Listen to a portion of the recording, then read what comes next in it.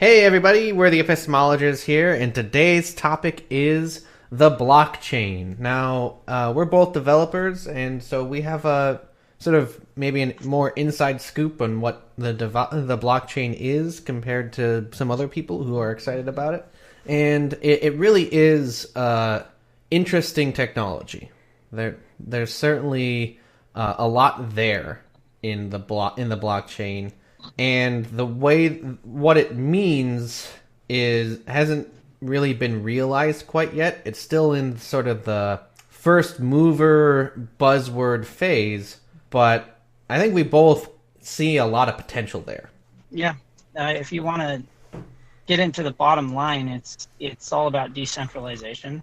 It's a way to synchronize data. You can actually share a database using blockchain technology and get synchronization to happen between peers that don't even trust each other. Yeah, which is incredible. So it actually has many applications outside of cryptocurrency. And so it's incredibly important because it means that we can move into realms where, for instance, Twitter requires, why they can censor people is because they own all of the servers. So they are the ultimate arbiters of what goes out and what stays in. They can, if they want to delete all your tweets, they have perfect rights to do so because they are the central authority. You hand all of your stuff to Twitter, and Twitter's servers then can do what they like with it. There's no engineering necessity for them to retain central authority over content or the network or access to the network or anything like that. They do it sometimes to set up a paywall. Sometimes they do it, like in Twitter's case, they do it to control content. Well, they want, ostensibly they want to make their network safe. It's important to point out. But in practice, it doesn't turn out that way. It's important to point out, though, at the time of Twitter's creation, and other things, the engineering or the concept of the blockchain wasn't really out there, and the idea of a decentralized database, while sort of in maybe academic or wasn't in engineering circles, right? There wasn't this idea that, we need to get rid of the server or the centralized server for decentralized things, because nobody had run into the problem of a server of a platform quite like Twitter, or the modern platforms quite like Twitter, Facebook, and YouTube. And on top of it, it took them a little while to start censoring things for various reasons. Oftentimes, at least ostensibly, the reason is because of advertising. They want to be ad-friendly to Sears or whatever big company. Oh, yeah, and they could collect data on usage data, what users are doing, activity, and all those events and new information can just be aggregated at the central source. And then, of course, because it can be aggregated at the central source, all they have to do is crunch the data to find interesting tidbits about you. And there's there's things where they the idea of the recommendation, right, where that builds a profile of who you are and suggests things that you might like, and that's all part of advertising, and it's also goes hand in hand with governments figuring out what kind of person you are. Yeah, if they have the data, they can sell it. Yep. And there's not a lot of control you have over the data they're tracking on you.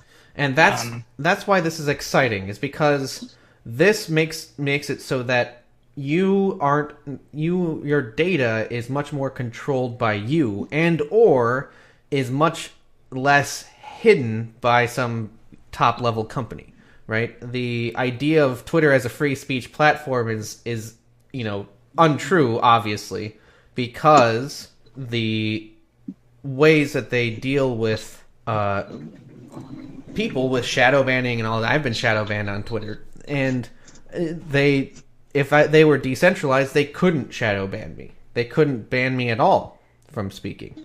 Yeah. If someone wanted to follow you, they could follow you. There shouldn't be anyone in the middle saying, "Nah, you don't need to hear what they have to say." Yeah, they don't need to hear what you're saying. And that's the beauty of decentralization is if you're dealing with a peer-to-peer network, and that's in essence what the blockchain is it's a peer-to-peer moving the data from one peer to the next, verifying it across the network. So there's the idea of the miner checks this that you're making, in Bitcoin's case, a transaction, and a bunch of other miners in the process of mining, they check that transaction has been made and verified on the network. And that's spread through a bunch of people over a peer-to-peer network. When a peer-to-peer network is, think of like torrenting or those sorts of things. Yeah. So one example of note is IPFS that I know we've mentioned before. Yeah. But it's interesting as a sort of a spin-off side project, an open source project of the project Filecoin. Yeah. And Filecoin, it's my understanding is that that's the primary objective of Protocol Labs is they're trying to make money through this Filecoin project. But IPFS turned out to be one of those really cool dependencies of Filecoin. One of the things they needed to build into it to get it to work. The problem with blockchain before this was that it's doing a lot of checks, a lot of validation checks. There's a lot of redundancy. All the peers are doing kind of the same thing just to make sure everyone's being properly audited. Right. And it can take a long time to chew through the blockchain if the blocks are huge. If you have big files for every block, you don't want to take the time to really go over the file and make sure everything is right. So what they did is they built a network that serves out files addressed by their hash. It's a cryptographic hash. So the cool thing with hashes is that they can identify a particular file in one direction. That is, you can take a hash and get that particular file off their network. So essentially, what you're doing is you're saying this file will, through some series of mathematical equations, will have this key, this strings of numbers and letters that will only be produced by this exact file. And you can do this through a big, long mathematical equation sort of thing. Yeah, so if any bit in the content were to change in the file, then you'd have a totally different hash. Yeah. It'd be a different file. Yeah. So you would address it differently. So what you're able to do with that is you can have one peer ask the network for that file, and anybody else with that hash would be able to provide parts of that file, kind of like how BitTorrent works.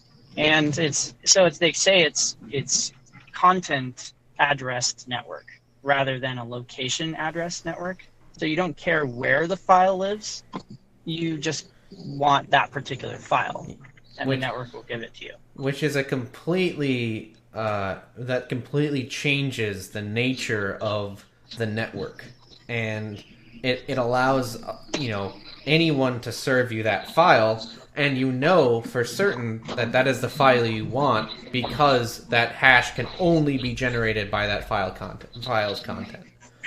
And so since this network can deliver you whatever file you request, your file could be gigabytes or whatever, but it all reduces down to one simple hash. And you can put that simple hash in your blockchain. So the block can keep the hash for it, and if you want the file content, you can go out here over to the network and get it. And so, easy peasy. And so... Yeah, easy, but it does all that stuff for you. So then, do you think the purpose of Filecoin is to inject into that blockchain that file hash, and then so that it's addressing, right? I think that's how they do it. Yeah, I think that was the point of IPFS, is so that you can get the file content without putting the file content on the blockchain. Right. But you could still reference them. And it has a lot of advantages beyond the way the server works. If you look at say Amazon or any of the big sites, they require a lot of servers across the world because of latency. Your information can only go so fast over the wire. So if they only have a server in one place, a person across the world will not be able to access that information as fast as the person right next to the server. And this is a big problem. It requires companies to have these servers everywhere if they want to be in the million customer range, in the million, view range. And but they scatter their servers. They scatter their servers everywhere. Physically. Yep. So that it doesn't take as long to get your content. And they call that a content delivery network. Yes. CDN. A CDN. IPFS acts like that. Only it is acting like that by using a bunch of separate people's computers. So the more people that get onto IPFS, the faster and more able to deliver content it will be. You can host websites on IPFS right now. Yeah. And that means your hosting bill is zero. Yep. Your CDN hosting bill is zero. Yep. And you've got a network that can handle whatever download speeds. Like let's say you have a base on Mars. Yep. And it takes 4 minutes to download a file. Yes. From Earth. If you're using IPFS, it's automatically a CDN, so you have a peer on Mars that has that file cached. Yep. And any peer on Mars that wants it doesn't need to get it from Earth now that we have a more local peer that has it. So it just routes you to that content. So you only have to download it from Earth once, and then it's cached in the network. Just be splayed out all over the solar system.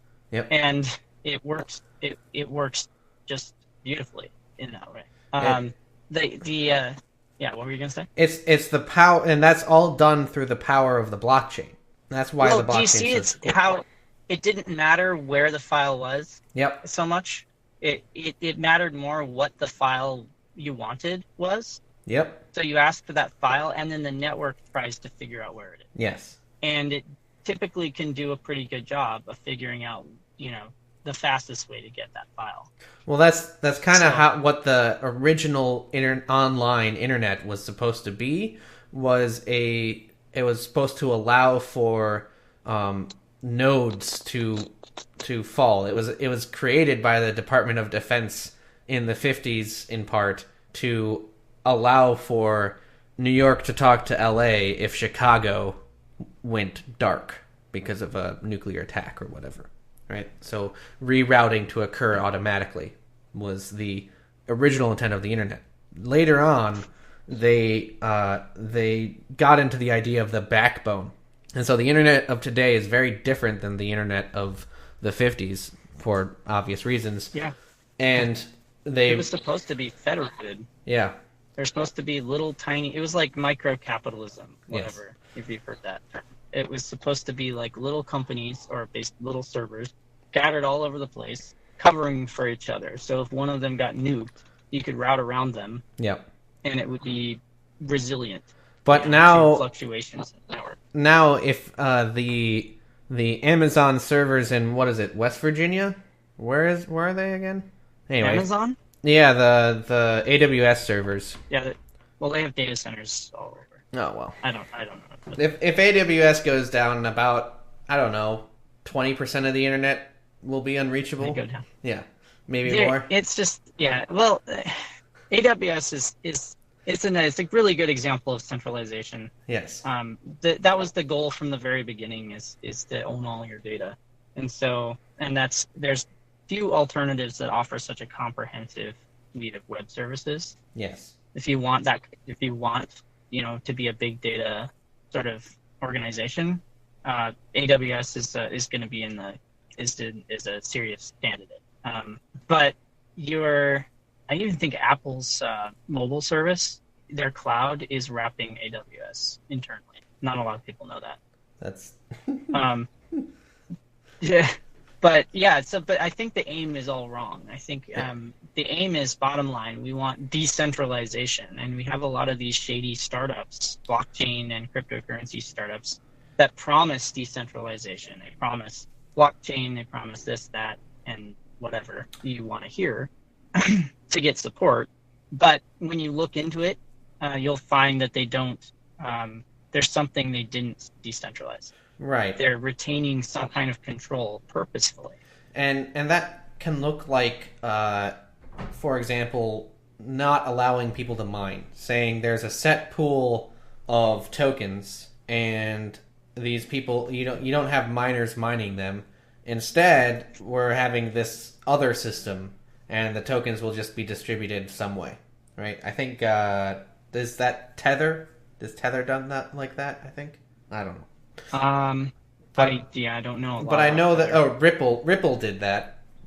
I think the new JP Morgan coin is supposed to do that. Oh yeah, that too. So yeah, so that happens a lot. But there's all kinds of network access restrictions too for a lot of coins. Like EOS can only have 21 block producers. Ugh. And they have voting rights on the network, and you can kind of like try to vote at that group of block producers, and I think there's a lot of like technical specifics of how that's done. But I think when you get right down to it, there's some angle for them to retain control. Yeah. It just kind of gets like that. So be careful. Watch what these companies are doing. If you're going to invest money in a situation, you're going to want to understand that situation. So then you don't truly understand what you're getting into with these software companies without actually having the software and understanding what the software is doing. So realize, there's not a lot of time to go over software, and especially there's a huge learning curve to get into software development, but realize that you don't understand it truly without doing that. So be careful. I guess for a lot of these shady startups, I just want to there are so many of them, but I'm looking into IPFS it's just a open source thing. I haven't really looked into Filecoin all that much. Yeah, I haven't looked at the white paper of IPFS Filecoin. is really cool for just putting the database on the network and synchronizing the database. You can set up a cluster. There's so many things you can do with it. Yeah, IPFS I think is going. I really like it for being revolutionary in its own way. We're waiting for it to take over the internet. I might, or something like it. I might buy some Filecoin if it's available, just because I like IPFS and I want to support the company. Just support the project. Yeah, just to support the project. You don't expect much out of it. Yeah. Fair. Yeah. I think we should say some of what I like. We generally like Litecoin. Litecoin, yeah. Because that's kind of solves some of the problems that Bitcoin had, and it also has it doesn't have as much of a hurdle over name recognition, and also Charlie Lee does a good job of seeming like he's attentive to what's happening and the progress that needs to be made to make Litecoin and by extension Bitcoin a viable currency alternative. And so generally I like Litecoin. Yeah. Anyway, so I don't know if there's much else. So subscribe, comment, tell us your views. Anything else? Put it in the thing and have a good one.